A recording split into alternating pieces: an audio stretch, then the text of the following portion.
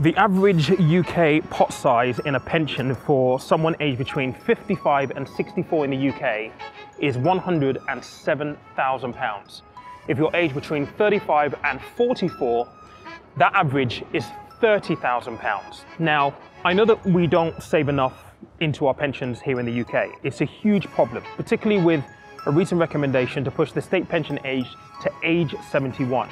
I believe that we're walking into a retirement poverty crisis in the next few decades.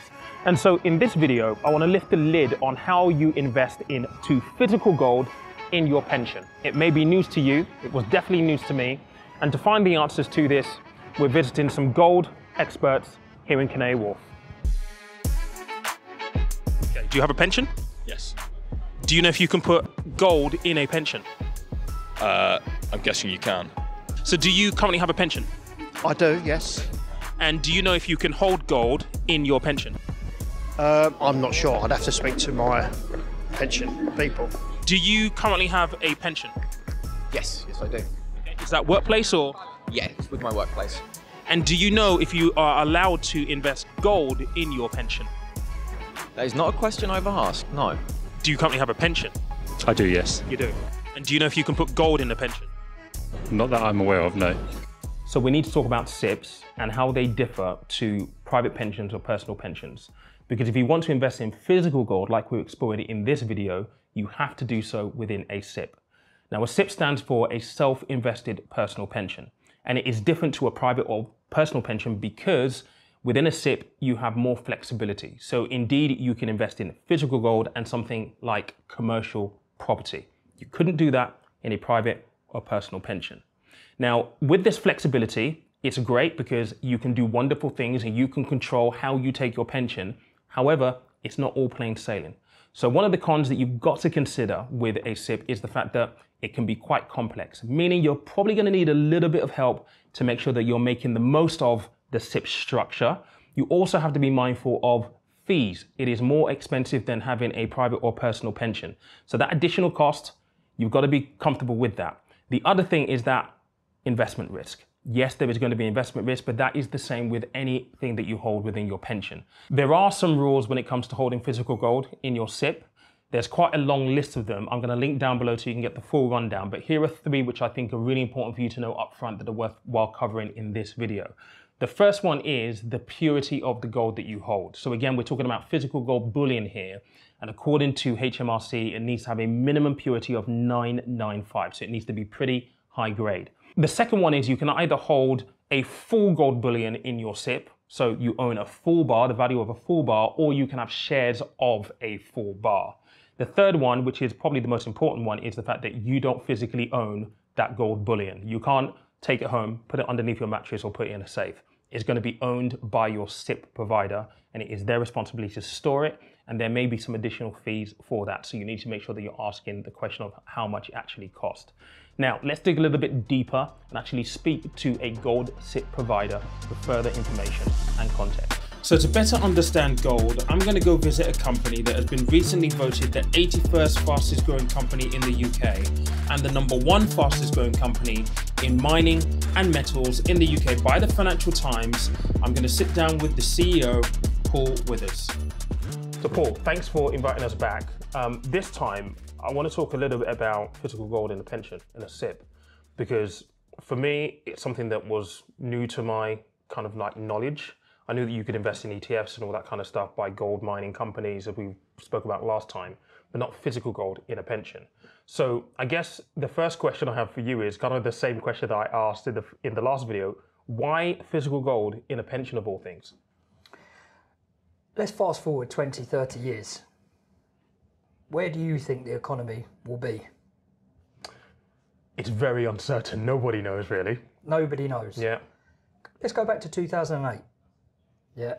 We went through a huge financial crisis. We all know what happened back in 2008 with the big property crash. Mm-hmm. Now, let's assume that you're about to retire in 2008 and your pension pot is decimated. 60, 70, 80%. You've worked your entire life putting into this pension pot, and now a huge reset happens, a huge financial crash. And then on the day you go to retire, the stock market crashes, bonds crash. Where do you think that leaves you? Yeah, it's true. I mean, I have to say, I know people who did see their pension pots crash back then.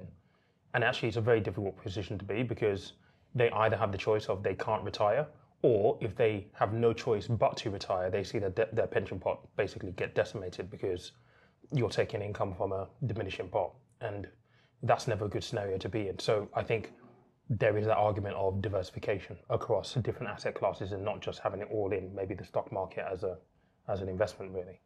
And I'd agree with that. You know, you look at these professionals that are giving financial advice, hand on heart, I'd love to sit there and work out how many people have physical gold allocated to their portfolio from a professional. I don't even think it would be 0.1%. Why do you think that is, though? In all honesty, I think it's a number of things. It's not just one straightforward answer. I think the first thing is lack of education about the power of gold. When you look at the real buyers of gold, and we touched on this previously, you know, the biggest purchaser of gold is central banks. When you look at what they're doing, why do you not do that as an individual? And then my second thought process behind the whole thing is how does a financial advisor get paid to put money into physical gold? Yeah. And I would agree with that one, to be honest. I would. I mean, even though obviously my content is, I talk a lot about the stock market, I get a lot of people ask me about physical gold. And I think as financial advisors, unless it's within an ETF, an index fund, or in some kind of investment wrapper that they're able to advise on, there is no financial incentive. And that shouldn't be the case. But in some cases it is the case, and it shouldn't be. And so if we look at the comment section to this video, I think there'll be a lot of people who will be like, yeah, gold for sure in a pension makes 100% sense. And why not? Do you know how many conversations I've had with professionals who are regulated to give financial advice, and they truly, truly believe that gold is a volatile asset and should only be held in extreme cases in pensions? I can't tell you, it's a crazy amount. And I truly believe it's because that is not, because you can't regulate gold because it's a physical product, there's an actual asset for you to hold, a bit like property. You can't regulate that. And because it can't regulate it, it can't go into the regulation book, the FCA can't teach it. Yeah, I think that's a solid point, actually, to be fair, 100%.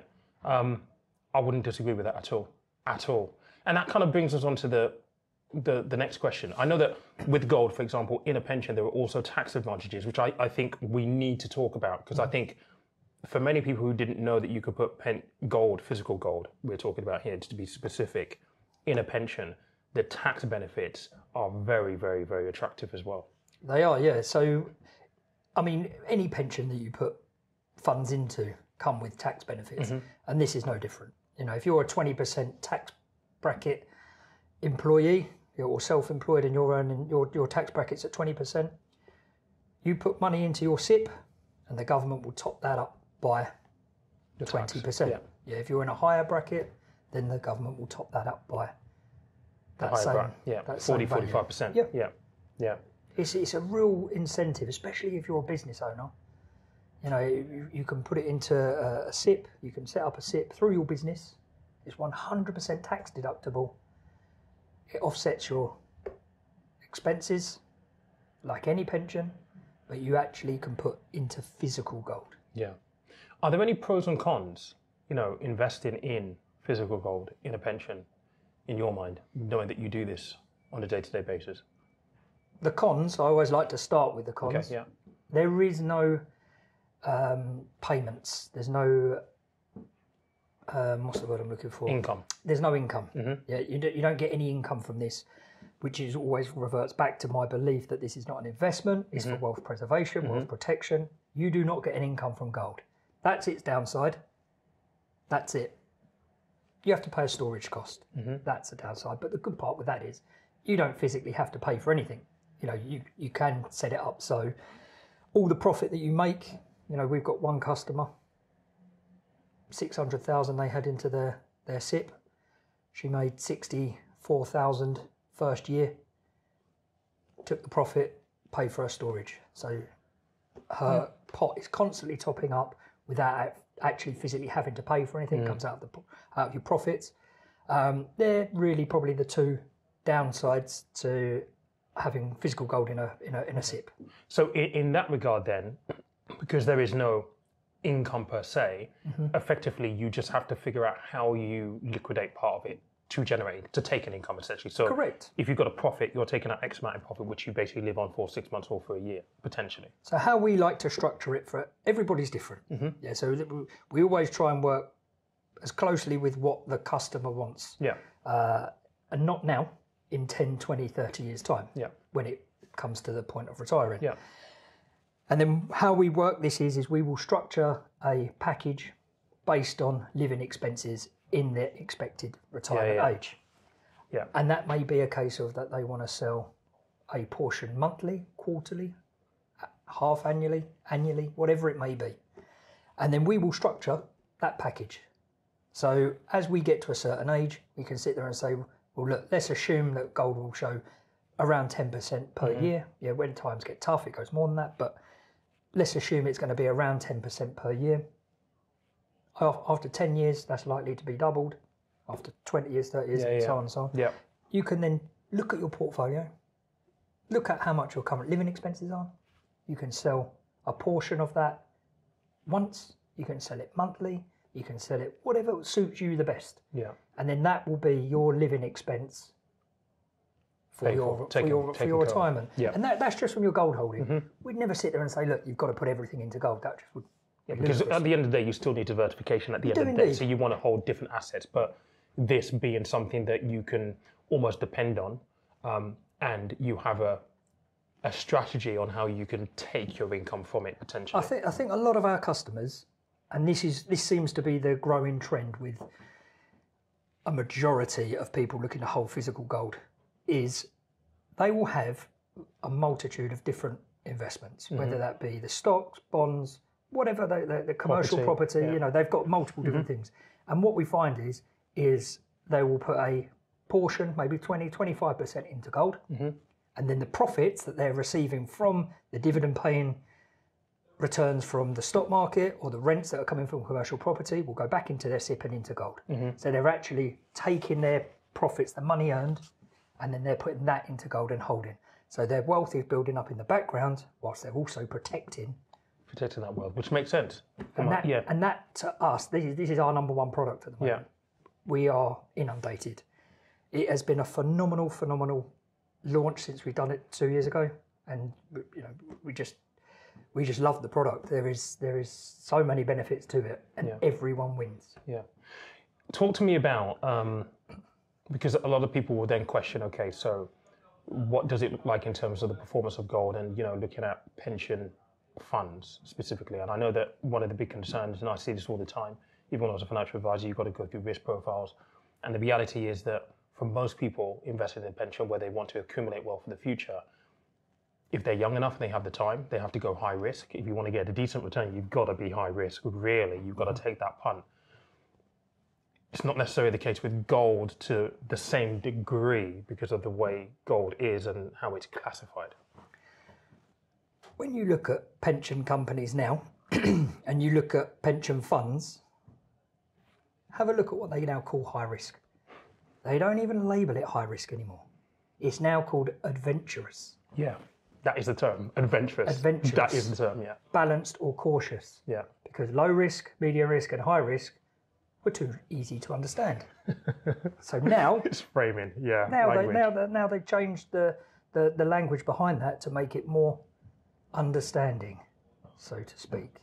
And when you look at a adventurous portfolio currently, you're getting a maximum sort of 6-7% as it is at the minute, maybe 8% on certain ones. Yeah. You know, I've got a list of the top 20 in the UK. Every single adventurous portfolio over the last 10 years, nothing has shown anywhere near to what a high risk investment should show. You're looking at, you'd expect 14, 15, 16, even up to 20% in something with an adventurous tag to it.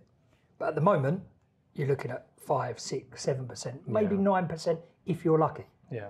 Now, and I think that does depend as well, because we touched on this the last time, the global economy and the outlook on the world right now, which is challenging to say the least.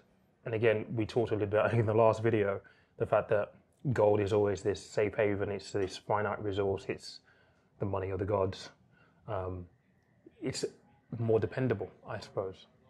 Wealth preservation. Yeah. Yeah. It is the perfect asset for wealth preservation. We haven't gone to war for 5,000 years over the stuff for nothing. You look at the Roman Empire, the Egyptian, everything has always been revolving around gold. Even in the Nazi days, Nazi gold. They were pillaging these countries for their gold. Mm. What's the process for starting getting physical gold into a pension? Okay, so it's quite straightforward. Yeah, it's not too tricky. We are just a provider of gold. Yeah, so we don't. So you're a gold SIP provider. We're a SIP gold provider to SIPs. Yeah. How it normally works is we will send you details of every SIP provider that we work with. We send you the fees of each individual company. That's for you to then go away and do some research on which one you feel is best for you. Mm-hmm. Once you choose a SIP provider, you open an account with them. They're fully regulated by the Financial Conduct Authority. Mm-hmm. You will open an account with them. You will stipulate to them what you want, whether that be a pension rollover from your private pension or your workplace pension, or even both. You can put every pension that you've got into a SIP, or you can put a portion of that into a SIP. It's completely your choice. They're so flexible. You can have as many SIPs as you like. Now, once you've opened an account with said SIP provider, they will contact us and notify us about how much you want in that SIP in gold. Whether that be, 10% of your portfolio, 20%, whatever it may be. And then it's as simple as we receive that notification, we supply that level of gold, and it's stored on your behalf under that SIP provider. Fantastic. And it's as straightforward as that. And then when you want to sell in 10 years, 20 years, 30 years, unlike the pension companies that have to trade you out within 4 to 6 weeks of a sale, we do it in 24 hours. Amazing. So you've got access to your cash whenever you want. Yeah. And I think, so here's another question actually, before we go on to the other bit that I wanted to make. Is there a minimum? There is a minimum, yes. What's the minimum? The pension providers stipulate that a minimum of 25,000 rollover or a contribution of at least that 25,000 over 12 months, which £2,080, give or take. Yeah. So as long as you're either contributing that much monthly or bringing a rollover, that would be the minimum. So I think one of the key things that may be useful for people at home watching this is tax year end is coming fairly soon. Mm-hmm. And within your pensions, you can roll back your pension. So for example, if you've got a company, you've done really, really well, you want to make pension contributions into your pension from your company. If you've not used your full allowance from 2-3 years ago, you can roll back. So that may be an opportunity for some of you watching this video as a consideration if you're looking at this potentially as an option for you. But like I said in the last video, you want to make sure that this is the right thing for you. So again, there is going to be a link in the description which will take you to a scorecard. Fill that in, takes only a few minutes, and get some information as to whether this is right or not. And if you do have questions, Paul, you've got teams here where people can actually speak to someone, ask questions, and be guided through the process, right? Crazy, isn't it? Someone on the end of the phone. But that's what we built the business around. We wanted to make sure the customer service was top notch. Good. That was the premise behind why we put the team in place. You can call us. We can give you some steps in the right direction. We can guide you, to take that next step, whatever it may be. It may just be a simple question. Gold might not be right for you, but feel free to give us a call. You can book a call with us, or you can just call in on our company number, and we'll be here to answer any questions. So there we are. Go check out the link in the description. This has been very, very interesting for me to kind of get my head around and understand. Yes, gold is always a conversation as a diversifier, especially in times of volatility, uncertainty, and I don't know about you if you agree, I'm sure most of you will. This is definitely a time of uncertainty globally. So I'm not saying that this is something you should absolutely do, whether it's the right thing to do. You've got to decide that, but we've got all the links in the description to help you do that. But I hope you've enjoyed this video. I hope you enjoyed this series. Thank you to Paul for inviting us over to talk a little bit more about this. If you have any questions, pop them in the comments section down below. Thank you so much for watching. I'll catch you in the next one.